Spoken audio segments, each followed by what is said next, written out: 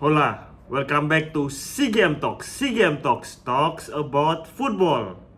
Ya, as you can see hari ini gue udah lama banget ya nggak bikin konten mengenai sepak bola. Karena ya emang gue sempet rehat dalam dunia YouTube dan lain-lain.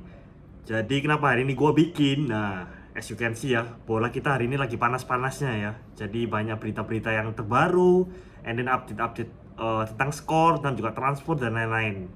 Oke, sebelum kita mulai, gue hari ini akan membahas tentang timnas kita yang gue pakai ini, yaitu timnas Indonesia atau Garuda di dadaku yang sudah juara. Dan gue hari ini juga akan membahas tentang Liga Eropa ya, which is ada Champions League, Europa League, dan Conference League beserta dengan prediksinya. Oke, sebelum kita mulai, gue minum dulu. Jadi gue biasa kalau gue nge-vlog, gue biasanya minum kopi dulu biar seger ya. Ya ini kopinya mantep banget sih, kopinya. Kopi latte ya, kayak biasa. Oke, kita mulai ya. Topik pertama hari ini kita akan membahas tentang timnas kita, timnas Indonesia. Ya, setelah 32 sampai 33 tahun lamanya, timnas Indonesia akhirnya berhasil meraih SEA Games Gold, guys. Ini sepak bola ya kita bahas. Kalau bulu tangkis kan timnas sudah biasa ya, sudah bosan sampean. Kalau di sepak bola kita ini ya dari dulu ya, dari gue ikut sampai zaman 2004 sampai 2010 yang laser-laseran dengan Malaysia, kita tuh selalu kalah guys di final. Gue sampai dukung timnas Indonesia aja, sebagai warga Indonesia gue selalu mikir kayak apakah timnas kita ini terkena kutukan guys, kutukan juara, karena kita itu selalu kalah banget di final antara lawan Malaysia, lawan Vietnam, lawan Thailand, mesti kalahnya di negara-negara itu, dan Singapura juga. Nah, di tahun ini mujizat datang guys. Jadi kemarin as you can see, Indonesia menang dengan skor 5-2. Jujur ya, gue salut banget sama tim Garuda Muda, dan gue salut banget sama Indra Jafri guys. Jadi Indra Jafri ini adalah pelatih yang berhasil membawa Indonesia itu juara 3 kali ya guys, 3 kali. Dan belum ada pelatih dari timnas Indonesia yang berhasil membawa timnas negara kita juara 3 kali. Jadi gue tepuk tangan dulu buat Indra Syafri dan pemain-pemain timnas SEA Games, keren banget. Meskipun ya Indonesia gagal jadi host tuan rumah di U20, tapi kita harus patut berbangga dengan timnas kita guys. Nah, kemarin di laga final kita menghadapi laga melawan Thailand ya. Dan actually jujur ya, itu pertandingan yang cukup menguras tenaga ya. Karena ya sebenarnya di sana tensinya panas banget. Karena di sana kan banyak perkelahian lah, apalah, banyak banget sih drama-drama, dan yang tidak diperlukan dari staff Thailand juga. Staff Thailandnya juga nendang staff Indonesia itu sampai gila banget sih, sampai sayurnya panas banget. Cuma yang gue apresiasi di sini tuh permainan timnas Indonesia itu udah banyak kemajuan ya. Jadi aku bisa bilang dia itu banyak kemajuan, apalagi kemarin ya. Kemarin itu beberapa golnya itu finishing touch-nya kita itu gila banget sih.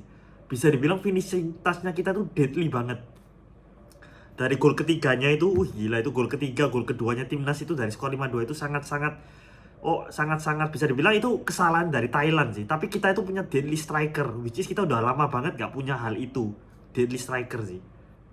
Nah, gue itu salut banget sih sama timnas. Apalagi salah satu permainan yang paling gue suka dari timnas Indonesia, yaitu kalian sadar nggak, di SEA Games atau dari event-event bola sebelumnya, kita tuh selalu mengandalkan long throw in itu benar-benar yang sering banget kayak mengancam gawang lawan sih guys. Dan kita tahu kalau gol pertama kan dari long throw in itu.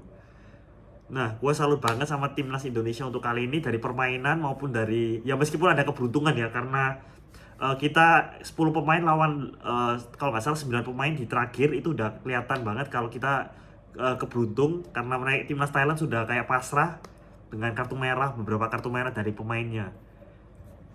Nah, thank you banget buat timnas Indonesia, Garuda di dadaku. Ini Garuda gue cinta mati sih. Oke, next kita akan membahas tentang ya sepak bola ya, Eropa, yang sepertinya yang gue biasa membahas sepak bola Eropa seperti apa. Jadi ini adalah dua tim yang gue pajang, yaitu yang kalah Milan dan Madrid, which is itu adalah dua fans klub gue, AC Milan dan Real Madrid. Nah, kemarin gue bisa bilang ya, kita bahas Champions League dulu ya. Untuk Champions League tahun ini, gue dukung City sih. You can see lah, City sekarang lagi gila banget. City ini permainannya baru kali ini bisa dibilang tahun ini City ini permainannya bisa keren banget sih, keren banget. Biasanya kan City kan passing tapi kayak nggak ada deadly. Nah kemarin tuh udah kayak sempurna lah dari Manchester City. Pada saat bantai Real Madrid, Bayern Munchen di kandangnya 4-0, berapa 0 itu gila banget. Jadi bisa dibilang sejak Pep Guardiola ini mengganti formasi dari 4-3-3 ke 3-4-1-2 lah, 3-4-1-2. Nah itu Pep Guardiola gila banget mainnya. Udah banget, sejak main 3 back itu bener-bener gila banget.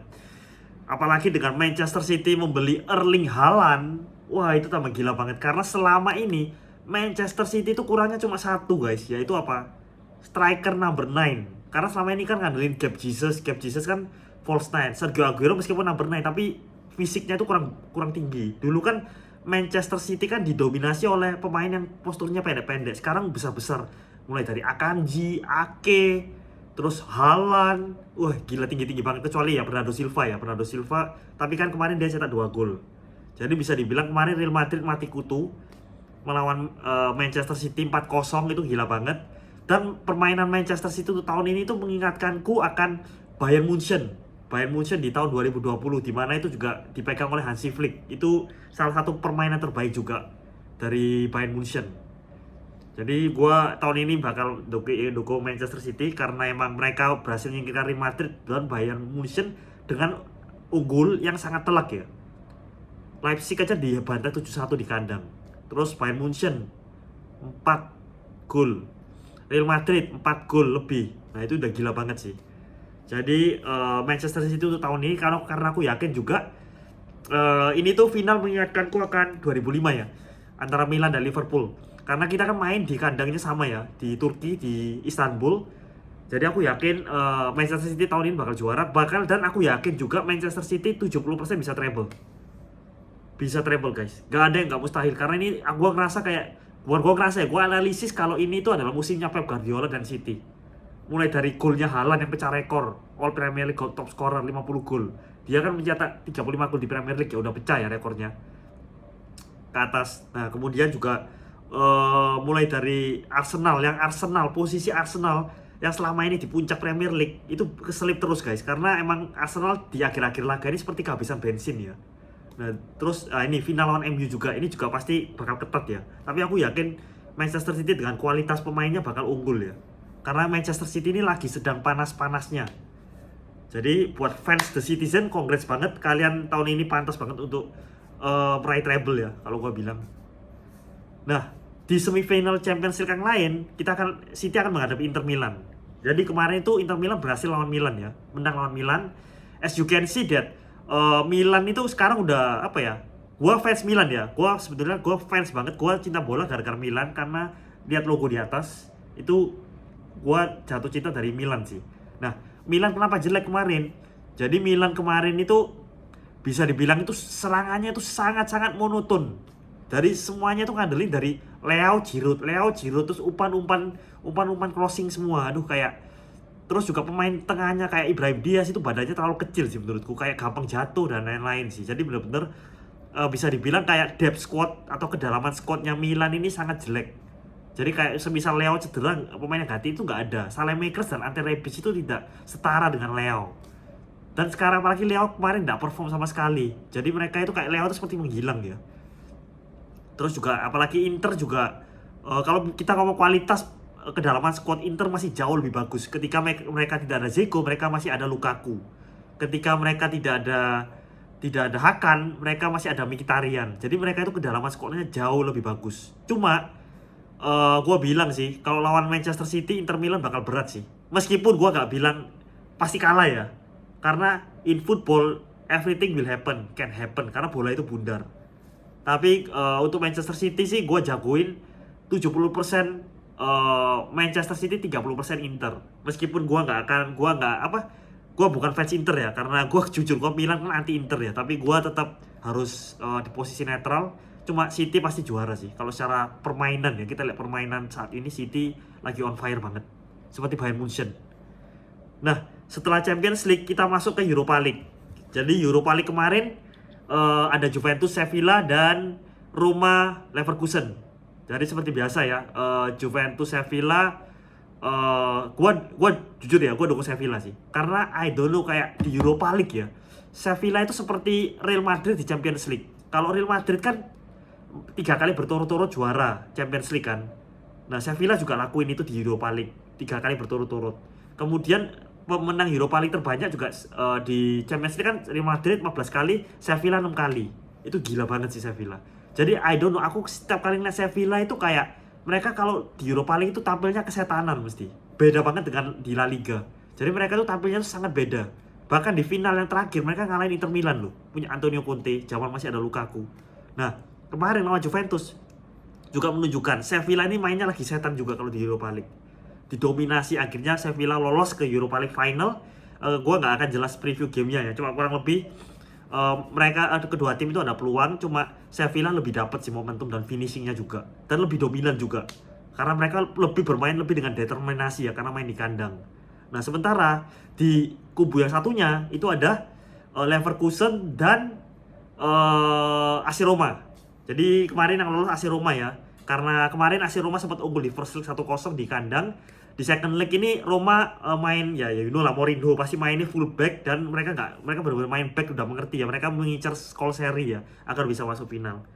Dan gua ini salut banget sama Jose Mourinho ya, karena Jose Mourinho ini adalah pelatih yang sering banget membawa tim yang gak dianggap tim juara seperti Porto, terus Roma bisa juara kayak Piala Eropa, Conference League, terus Porto juga pernah dibawa Europa League dan Champions League juga.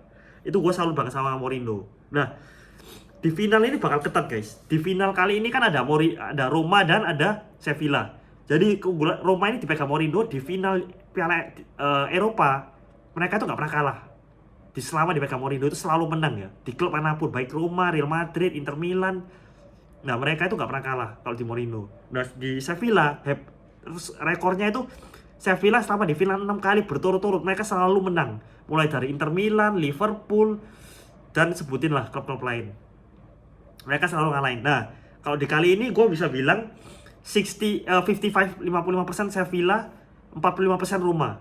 Jadi ini bakal imbang sih. Bakal imbang. Nanti yang membedakan itu ada kesalahan-kesalahan kecil, bahkan bisa sampai adu penalti Sevilla dan AC Roma. Catat ya guys di prediksi gue. Jadi kemungkinan besar ini bakal ketat Sevilla dan Roma. Ini ketat banget. Oke, terakhir kita masuk ke Europa Conference League. Jadi di Europa Conference League kali ini gue gak akan bahas pertandingan. Jadi yang lolos itu adalah West Ham dan Fiorentina ya. Jadi di antara dua klub ini, jujur ya, gue gak seberapa ngikutin kalau Conference League, karena gue cuma ngikutin saat ini Champions League dan Europa League. Cuma menurut prediksi gue sih bakal imbang juga sih ini. Cuma gue kayaknya agak sedikit unggulin West Ham ya. Gak tahu kenapa, kayak mungkin mereka ada Declan Rice dan juga ada beberapa pemain yang menurutku oke. Fiorentina juga ya, ada Bonaventura juga dan lain-lain. Nah, kalau gue bilang sih di kali ini kalau tadi kan gue dukung Sevilla, kalau kali ini gue bisa bilang West Ham mungkin ada peluang ya, tapi peluangnya kayaknya 55% West Ham, 45% Fiorentina. Jadi kurang lebih seperti itu. Karena West Ham aku lihat kayak permainan di Euro Conference dia bagus banget sih emang. Fiorentina juga kemungkinan dia juga menang tipis ya lawan Basel ya, tapi kayak lebih convincing, lebih meyakinkan West Ham sih kalau gue. Jadi itu aja prediksinya itu. Dari Champions League gue jagoin Manchester City, dari Europa League gue jagoin Sevilla, dari Conference League gue jagoin West Ham. Jadi itu prediksi gue. Jadi mungkin bisa salah ya, karena di musim lalu gue juga dukung Rangers tapi kalah lawan Frankfurt. Jadi mungkin aja betul, tapi kayak gue yakin sih yang prediksi Champions League sih. Champions League pasti kali ini dipegang Manchester City ya, as you can see. Nah, kalau kita ke liga-liga lain, ada Liga Inggris, Liga Spanyol. Liga Spanyol kemarin Barcelona sudah juara ya. Kemudian ada Liga Inggris. Liga Inggris itu kemungkinan City kalau menang lawan Chelsea, City juga akan juara. Prancis pasti PSG. Yang seru ini Jerman. Jerman ini lagi ketat nih antara Bayern Munchen dan Dortmund. Nah, kira-kira yang mana nih yang mepet? Nah, ini gue bisa bilang 50-50 ya, karena bakal ditentuin bakal besok. Jadi Bayern Munchen bakal lawan Leipzig. Kalau itu seri bisa keselip Bayern. Kalau misalnya kalau Bayern Munchen menang, kemungkinan besar dia akan juara. Kalau gue sih dari Liga Jerman seperti itu. And then kalau Italia sudah Napoli ya, udah pasti jelas. Cuma ya begitulah, kayak Milan ini juga lagi jelek-jeleknya. Jadi gue ini kadang kayak kepikiran juga ya, karena fans Milanisti, tapi kok Milan ini lagi jelek-jeleknya banget. Jadi untuk konten hari ini itu aja guys. Nanti gue akan janji gue akan coba rutin bikin konten lagi karena maafin banget ya karena kepadatan kerjaan gue nggak akan nggak bisa sering bikin konten lagi. Tapi ya gue akan berusaha untuk setiap minggu gue coba bikin satu konten lah. Jadi kayak sebulan ada 4 konten gitu guys. Bisa mengenai bola, mengenai football, psikia football, terus bisa games, bisa sneakers dan lain-lain ya. Oke banget, thank you banget buat hari ini. Jangan lupa untuk subscribe karena subscribe itu gratis, and see you on the next episode. See you guys, ciao.